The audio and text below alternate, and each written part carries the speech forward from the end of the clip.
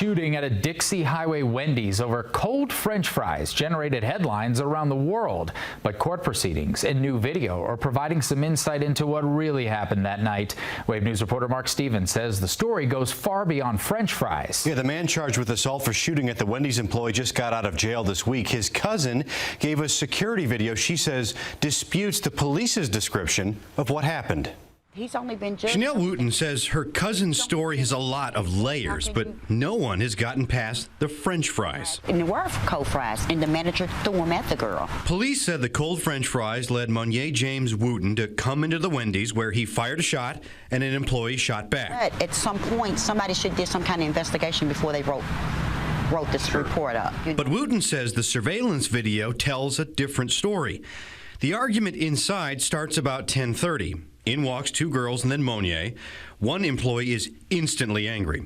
But there's only finger pointing and arguing. Then the girl in green lobs a box. A fight breaks out and it heads outside. What took place outside that door, if he brandished the gun or shot, I don't know. 2 minutes later, the group comes back in. More shouting, more finger pointing. It repeats.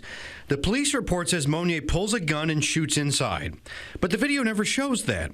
6 minutes into the argument, Monier can be seen briefly holding a gun before putting it away. Right as he leaves, Wendy's worker Twanisha Coleman follows the group outside, holding her own gun. Coleman returns, but then goes right back out, still holding her gun. Did he shoot first or did she shoot? I don't know. Outside, out of view, she shot and comes running back inside 15 seconds later. Monier's group drives off. Police arrive minutes later. It's been really hard, not only for me, it's definitely got to be hard for him. The cold fries shooting story travels across the globe. But the next layer got missed.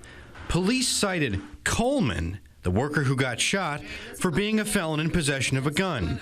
That night, she was 2.5 years into her probation for a prior theft and gun charge.